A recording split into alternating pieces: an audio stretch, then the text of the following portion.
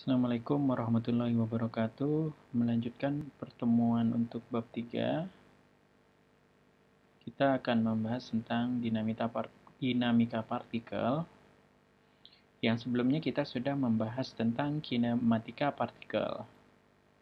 Nah, seperti yang sudah saya bahas sebelumnya, mekanika itu adalah ilmu yang mempelajari tentang gerak. Dia dibedakan menjadi dua. Kinematika partikel artinya dia mempelajari gerak tanpa memperhatikan gaya-gaya yang menyebabkan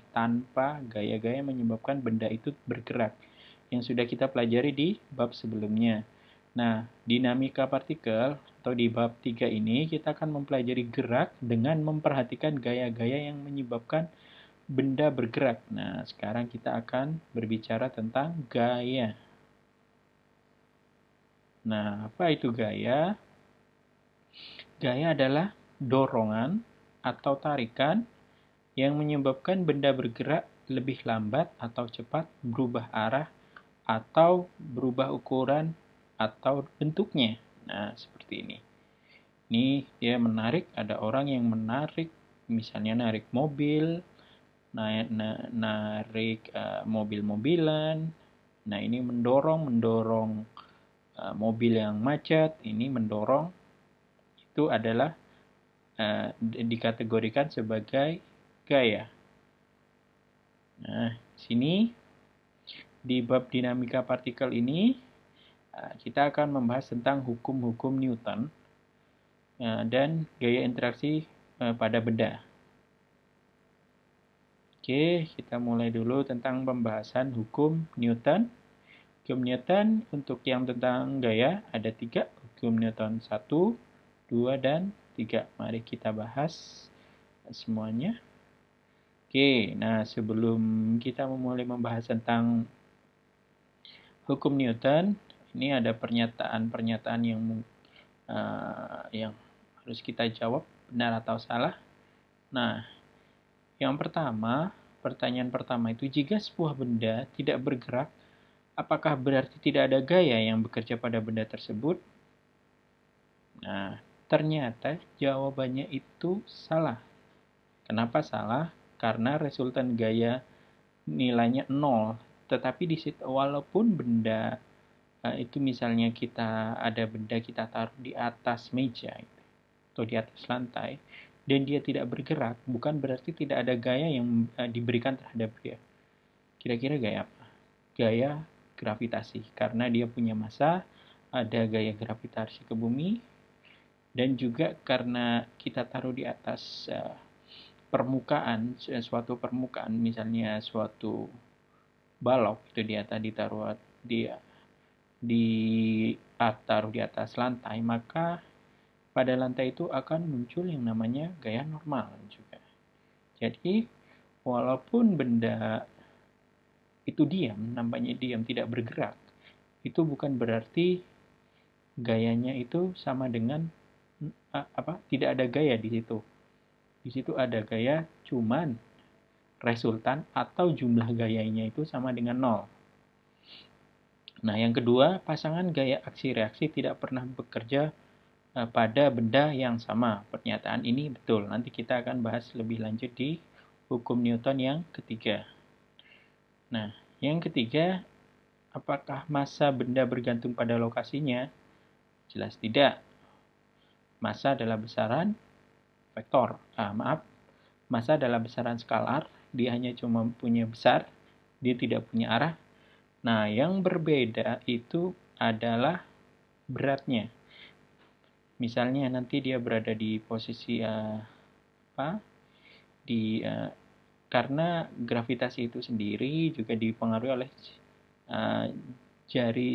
perbedaan jari-jari bumi. Nah, misalnya di daerah satu dan yang lainnya agak sedikit perbedaan, namun itu juga tidak terlalu signifikan.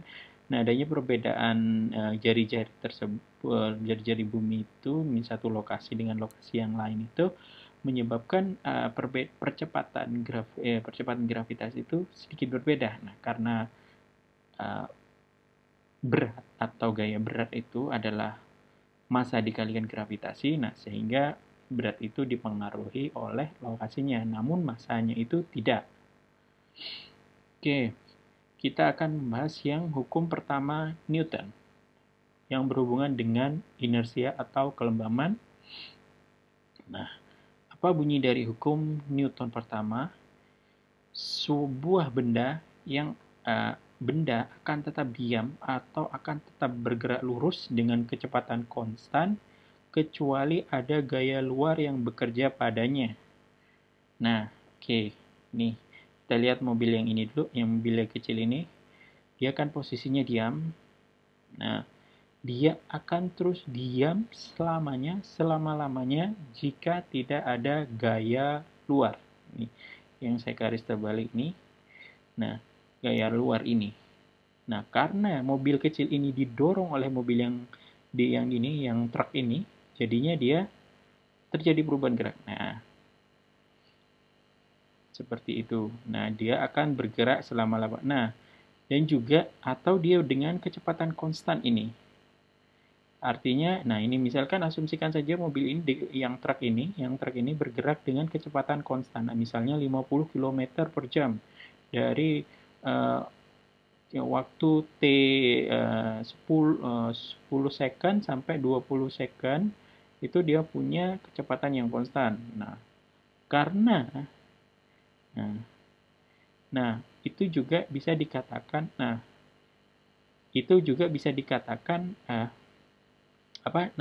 itu merupakan salah satu bentuk dari wujud hukum Newton. Artinya kita hukum Newton pertama itu berbicara bahwa benda yang tetap diam atau dengan kecepatan konstan ini dia tidak akan selamanya dia akan tetap pada posisi awalnya. Misalnya ketika diam ya diam, ketika kecepatannya konstan dia konstan, kecuali ada gaya luar. Nah, yang untuk truk ini gaya luarnya siapa? Ini si truk kecil, dia yang menyebabkan ini berhenti karena ada mobil kecil ini. Jadi si truknya ini nabrak ini jadinya berhenti. Nah, itu jadi hukum Newton yang pertama sudah tidak berlaku. Namun jika tidak ada mobil ini, hukum pertama Newton akan terus berlaku. Oke, apa sih itu kelembaman? Kelembaman atau nama lainnya juga inersia adalah kecenderungan suatu benda fisik untuk menolak ini. Saya tebal ini ya, menolak perubahan terhadap keadaan geraknya, posisi diam atau posisi bergerak. Nah, seperti misalnya ada ini atau juga kadang juga disebut kemalasan, ini adalah kecenderungan menolak ini. Jadinya dia misalnya kalau diam ya diam saja, pengennya diam. Kalau misalnya bergerak ya pengennya bergerak. Nah, secara numerik besaran itu diwakili oleh massa benda tersebut. Nah, misalnya ini ada benda dengan massa M1, benda 2, massa M2. Nah, massa dari benda satu ini dan saya gambarkan jauh lebih besar daripada M2. Artinya kelembaman atau inersia dari benda ini lebih besar daripada yang ini.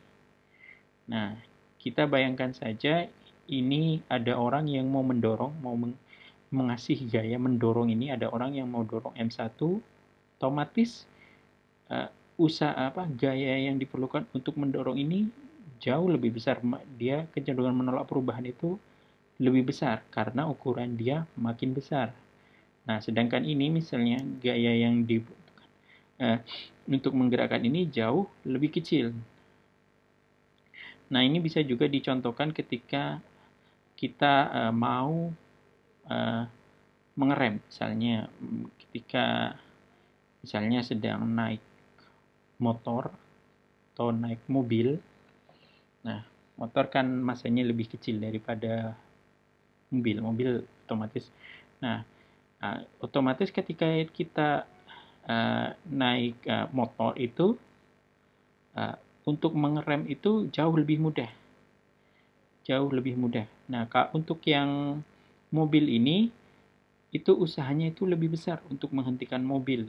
Usaha untuk menghentikan mobil karena mobil tersebut punya massa yang lebih besar atau inersia yang lebih besar. Oke. Nah, kita tadi kan, ini yang secara persamaan hukum Newton itu bisa dituliskan seperti ini. Sigma F itu sama dengan 0. Nah, dia sigma F0 ini bisa bisa diartikan pertama benda tersebut diam atau lurus dengan kecepatan konstan. Nah, kita sudah belajar tentang gerak lurus beraturan. Gerak lurus beraturan adalah gerak dengan V konstan atau A-nya sama dengan 0. Nah, ini adalah hukum Newton yang kedua. Hukum Newton 2 itu dituliskan sebagai sigma F jumlah total gaya sama dengan massa dikalikan percepatannya. Nah, kalau kita lihat di sini, itu sebenarnya hukum Newton 1 itu merupakan kondisi khusus dari hukum Newton yang pertama. Nih, hukum Newton yang pertama berarti ketika bendanya diam, itu berarti kan juga bisa ditulis percepatannya sama dengan 0. Nah, percepatan 0 itu juga bisa berarti bahwa benda bergerak lurus dengan V konstan. Nah, ini bisa dilihat ada orang melompat dari sebuah helikopter. Nah, bisa dilihat di sini. Nah, ini ada kecepatan, ada gaya gravitasi massa. Karena dia punya massa, dia akan mengalami gravitasi. Misalnya beratnya orang tersebut sekitar 100 kg ya. Karena misalnya kita 100 kg, percepatan gravitasinya 10, maka M kali G sama dengan 1000 Newton. Nah, ketika dia mau melompat sini, ada yang ini Fr ini adalah gaya gesek udara.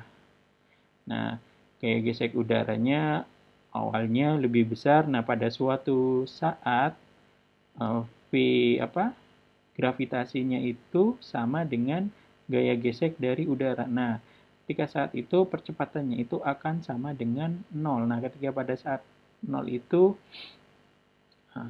dia mengalami kecepatan yang konstan, kan berarti apa? Nah, ini salah satu contoh dari hukum Newton yang pertama bahwa sigma F sama dengan 0 itu belum tentu benda diam, tapi juga benda yang bergerak dengan kecepatan tetap. Oke, tadi sudah saya sebutkan hukum Newton adalah sigma F kalikan M kali A. Sigma F adalah total gaya, M adalah massanya, A adalah percepatannya. Nah, di hukum kedua Newton ini, gaya yang mungkin ada itu pertama adalah gaya luar yang diberikan. Maksudnya gaya luar yang diberikan seperti yang saya sebutkan tadi, misalnya ada mobil macet gitu ya, kita dorong itu. Nah, dorongan yang kita kasih itu adalah gaya luar yang kita berikan. Nah, sedangkan massa dari mobil punya massa, dia juga akan punya gaya berat yang dimana M kali G massa dari mobilnya. Nah, dan juga yang lain adalah karena ini misalnya mobil itu bersentuhan dengan jalan aspal, itu juga akan menyebabkan adanya gaya normal. Nanti kita juga akan membahas yang lain, adanya gaya tegang tali, gaya gesek, dan juga gaya sentripetal. Nah, ini gaya-gaya yang mungkin ada di selama pembelajaran di hukum Newton ini. Nah, oke, tadi saya sempat menyinggung sedikit tentang gaya berat atau yang disebutkan dengan W. Ingat, gaya berat ini adalah besaran vektor, sedangkan massa itu besaran skalar. Tentang vektor dan skalar kita sudah belajar di bab pertama. Skalar itu hanya punya besar, sedangkan vektor itu punya arah. Nah, ini arahnya ke bawah. Dia selalu arahnya ke bawah. Nah, Nah, ini kayak gaya tarik bumi pada benda. Oke, dan dia juga menyebabkan benda jatuh ke tanah. Ini kenapa gaya berat terjadi? Karena dia punya massa. Kalau tidak punya massa ya hampir semua benda punya massa ya. Nah, untuk yang klasikal saja kita masih bahas yang masalah fisika klasik. Nah, ini untuk yang dia arahnya selalu vertikal ke bawah. Nah, seperti yang saya sebutkan tadi, gaya berat itu W sama dengan M kali G. M di sini adalah massanya, massa benda. G-nya adalah percepatan. Nah, ini misalnya ada kubus gitu ya, kubus di atas suatu lantai, maka dia massanya ke arah bawah. Nah, meskipun benda ini ditaruh di bidang miring seperti ini kan bidang horizontal, ini bidang miring, arahnya itu tetap ke pusat bumi atau ke arah bawah sini.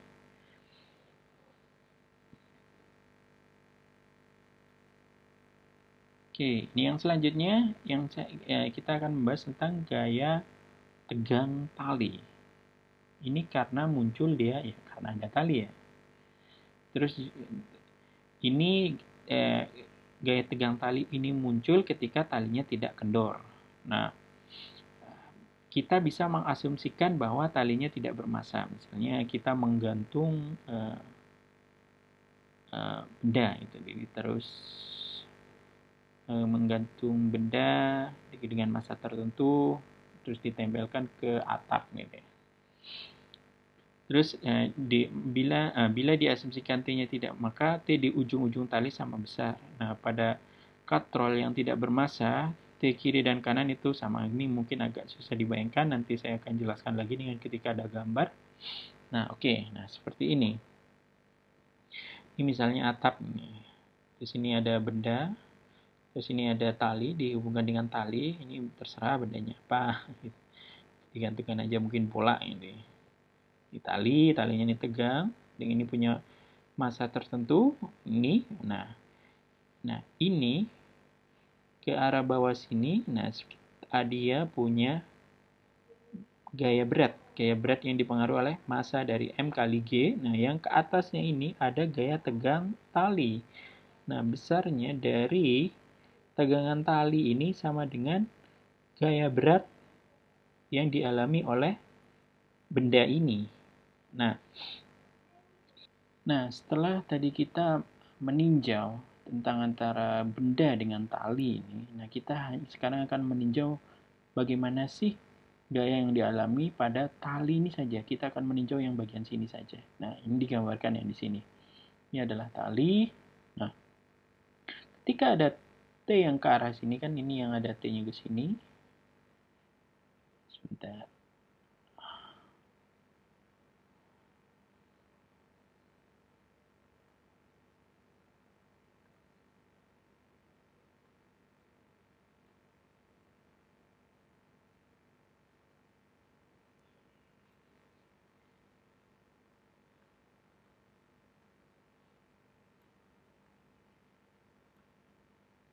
Nah, ini misalkan ini T1-nya tadi, yang ini T1-nya.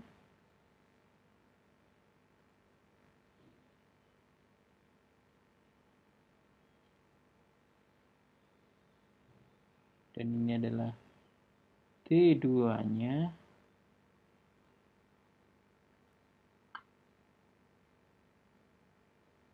Nah, ini juga bisa dituliskan seperti ini, T2-nya ini ke bawah, dan ini adalah T1 ini sama dengan T3 yang ke arah atas ini, dan WT-nya ini adalah gaya berat tali.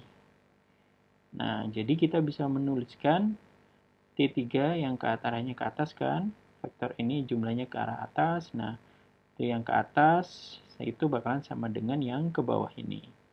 Tambahkan WT-nya, ditambahkan T2. Nah, kalau massa tali itu diasumsikan sama dengan 0, ini berarti kan WT itu sama dengan MT kalikan G. Nah, jika MT-nya sama dengan 0 atau massa talinya sama dengan 0, ini juga 0. Sehingga T2 sama dengan T3. Nah, umumnya dia ini atau di sini T1-nya akan sama dengan T2-nya. Nah, Nanti kita juga akan melihat contoh-contoh pada gaya tegang tali ini yang di dalam bentuk katrol. Nah, biasanya diasumsikan bahwa katrolnya ini dia tidak punya massa, katrolnya ini licin, tidak ada gesekan di sini. Nah, dan katrol juga tidak berputar. Nah, atau tali di sini dikatakan hanya numpang lewat. Nah, sehingga T1, T yang ke arah sini, dan T yang ke arah sini, misalnya ada massa itu ya, sini massa M1, di sini ada M2-nya, maka tegangan tali, bentar saya biar nggak bingung, saya kasih nggak bingung, ini misalnya ada digantungin massa itu ya, M1-nya ini digantung dengan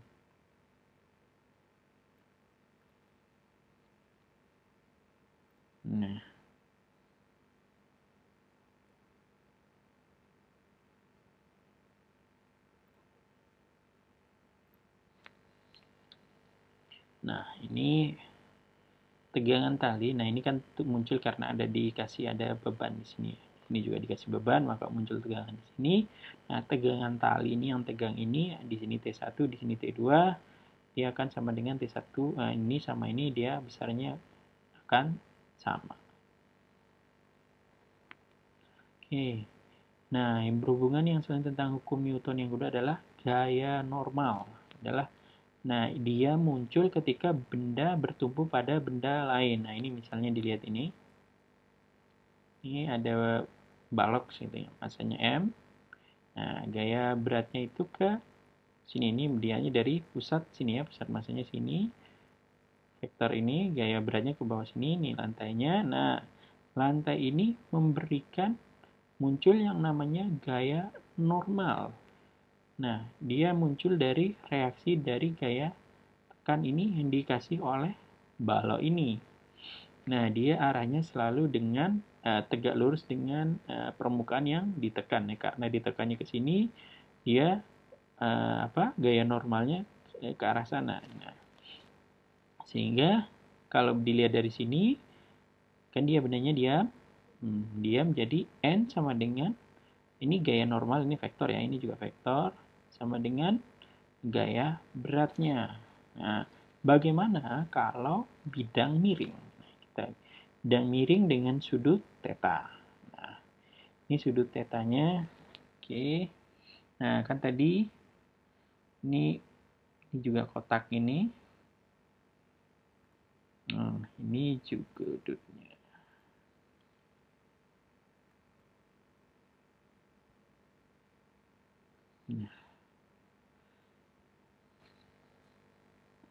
Nah, seperti yang saya sebutkan tadi bahwa gaya berat itu selalu menuju ke bawah sini, ke arah pusat bumi ini. Nah, sehingga ini, nah dan gaya normalnya itu selalu tegak lurus dengan permukaan yang ditekan ini. Ini kan permukaannya ini. Nah, yang tegak lurus terhadap ini kan ke arah sana. Kayaknya ke arah sana. Nah, W-nya ini kan yang miringnya. Nah, berarti yang komponen yang di sini ini akan sama dengan W W cos theta. Nah, ini kan sama dengan kayak bentuk segitiga gitu ya. Ini yang bagian bawah itu sama dengan W cos theta. Nah, ini besarnya N itu jadi sama dengan W cos theta. Nih kalau untuk bidang miring. Bahas hukum ketiga Newton. Nah, pada hukum ketiga Newton ini mengungkapkan bahwa keberadaan gaya reaksi itu sama besar dengan gaya aksi atau gaya yang diberikan, tetapi berlawanan arah. Nah, misalnya benda pertama itu melakukan gaya pada benda kedua atau yang di gaya aksi, maka benda kedua melakukan gaya yang sama besar pada benda pertama, tetapi arahnya berlawanan. Nah, ini yang disebut gaya reaksi. Untuk lebih mudahnya kita lihat gambar seperti ini. Ini contohnya. Nah, ini ada seorang wanita, dia mendorong tembok ini, dia memberikan gaya yang warna orange-nya. gaya dilakukan pada tangan pada dinding ini disebut yang dinamakan dengan aksi. Nah, ternyata dinding itu juga melakukan gaya yang sebaliknya, dia melakukan reaksi. Nah, itu kita balik. Nah, tadi kan ini dari tangan ke dinding. Nah, ternyata dinding itu juga melakukan perlawanan. Nah, si dinding itu juga memberikan gaya sebesar yang gaya tadi itu, yang disebut gaya reaksi ini, yang arahnya ke sana, yang warna biru ini. Ini yang warna orange ini sama warna biru ini besarnya sama, namun arahnya yang berlawanan. Misalnya yang ini ke kanan, ini ke kiri. Ini juga bisa terlihat jelas bagaimana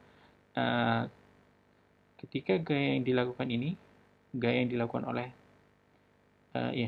ini adalah gaya yang dilakukan oleh kaki. Ketika menginjakkan kaki pada dia memberikan aksi warna orange ini, ternyata tanah juga melakukan gaya terhadap kaki tersebut. Nah, yang disebut juga reaksi, sama seperti yang ketika mendorong dinding atau menekan tanah, ada gaya yang muncul yang diberikan oleh tanah terhadap kaki yang namanya reaksi. Oke, kita sampai pada rangkuman. Secara umum, hukum Newton ada 3 untuk yang berhubungan dengan gerak. Itu ada 3. Newton pertama itu dituliskan seperti ini. Sigma F, jumlah resultan gaya itu sama dengan 0. Nah, ini ada 2 kondisi. Kondisi pertama, benda bisa diam atau bergerak dengan kecepatan tetap. Yang kedua, ini Newton. Yang kedua, jumlah total gaya itu sama dengan massa dikalikan percepatannya. Ingat, ini resultan jumlah gaya. Nah, untuk yang Newton ketiga, bahwa ketika kita memberikan gaya aksi pada suatu benda tersebut juga akan memberikan reaksi kepada kita yang besarnya sama namun arahnya berbeda. Ini dikasih tanda negatif. Selanjutnya kita akan menuju contoh. Oke. Nah, ini contoh ini bisa dilihat pada buku Fisika 1 UTS. Nah, ini ada contoh soal. Contoh soal 3.1. Suatu partikel dikenakan gaya F1 dan F2 membentuk sudut terhadap sumbu horizontalnya θ1 dan θ2 seperti gambar 3.1. Seperti ini ya. Sini sumbu X-nya, sumbu Y. Ini ada partikel dengan masanya M. Terus ditarik ke sana oleh gaya ini. F1 membentuk sudut θ1 ini. Dan ini ada F2 gaya narik ke arah sana. Dia bentuk θ2. Nah, tentukan komponen vektor, bukan percepatan ini ya, gaya yang terjadi. Nah, penyelesaian bagaimana? Kita lihat gambar ini. Bila gaya F1 dan F2 ini masing-masing diuraikan terhadap sumbu X dan sumbu Y, maka didapatkan komponen gaya seperti 3.2 yang ini ya. Nah, dengan menggunakan hukum Newton yang kedua, sigma F M sama dengan M kali A. Nah, di sini ada 2 gaya, ingat. Gayanya yang ke arah sana, satu. Nah, ini perlu diperhatikan bahwa ini dalam vektor ya. Seperti yang saya sebutkan paling awal. Bahwa kalau ada yang tanda panah di atasnya ini vektor, ini skalar, M-nya skalar, ini vektor ya. 1 plus F2 sama dengan M kali vektor A. Nah, kita proyeksikan seperti gambar ini. Ini masanya M. Ini vektor yang F ke satu sana besarnya F. Yang ini F2 ya. F2 ini kurang F2. Nah, besarnya vektor F itu sama dengan F1. Nah, berarti ini kita bisa transformasikan ini ke arah sumbu I-nya itu F1 X-nya ke arah yang sumbu Y-nya sama dengan J F I Y J. Nah, untuk yang ini diasumsikan F2 besarnya itu berarti F2 Y-nya dan ini besar ini yang ke arah J-nya ini ke arah sumbu negatif. Oke. Jadi dalam vektor F1 itu bisa dituliskan seperti ini. F1X plus I plus FIY plus J plus J sama dengan FIX-nya ini, yang ini.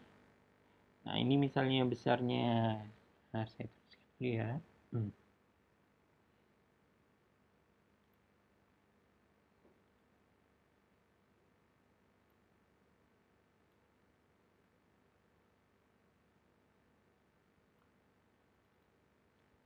Besarnya itu F1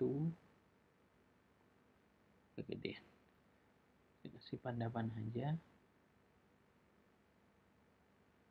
Draw.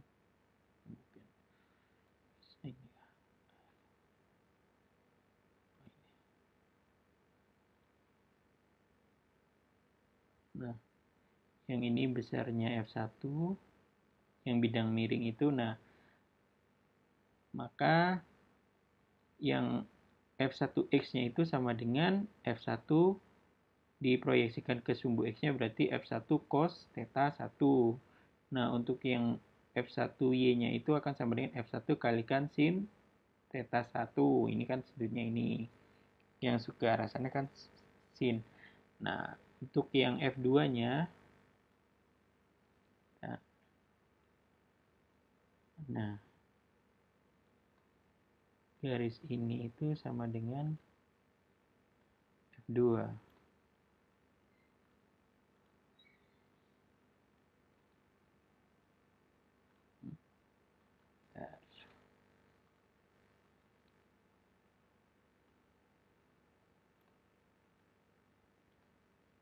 Yang besarnya F2.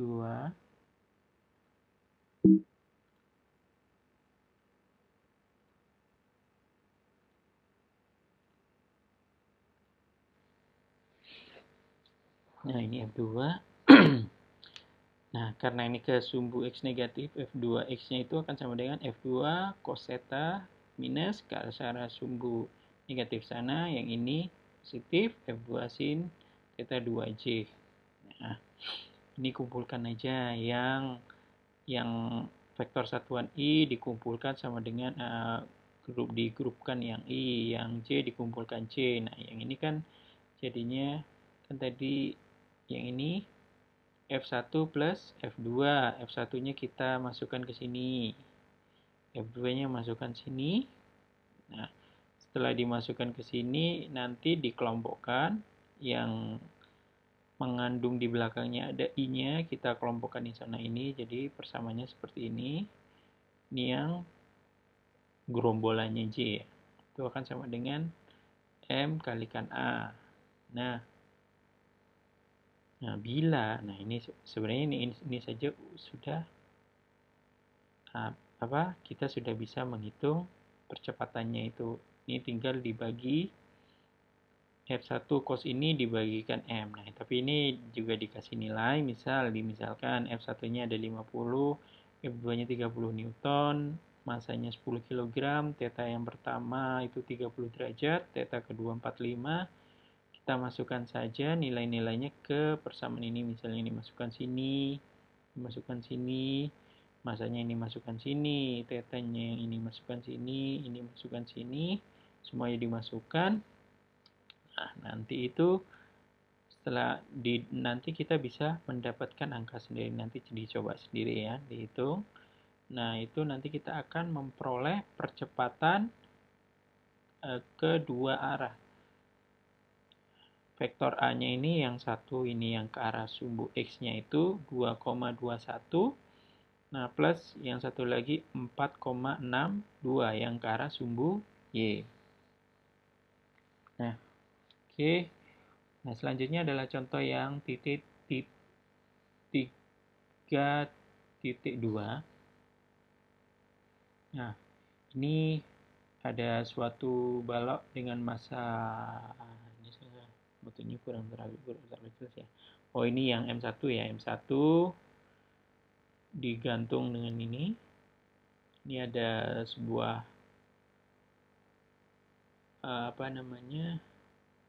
katrol. Oh ya, katrol. Kalau lupa. Ini katrol digantungkan ini, ada massa M2. Nah, yang M1 ini yang di bagian horizontal, yang M2 ini yang bagian vertikal. Nah, massa talinya ini dianggap 0, ini juga 0. Nah, tentukan percepatan balok-balok tersebut dan tegangan tali. Nah, untuk memudahkan penyelesaian seperti ini yang disebutkan, kita gambarkan seperti yang diagram gaya ini. Oke, nah kita pisah. Yang pertama kita fokus pada benda satu. Selanjutnya setelah kita fokus benda satu, kita lihat yang benda dua. Oke, apa yang terjadi? Komponen-komponen gaya apa aja yang terjadi di benda satu? Ini yang sigma F1 sama dengan, nah ini total gaya yang dialami di sini. Sigma F1 sama dengan M1 kalikan A. Gaya yang dialami benda satu total. Kita ngobrol yang benda satu dulu ya.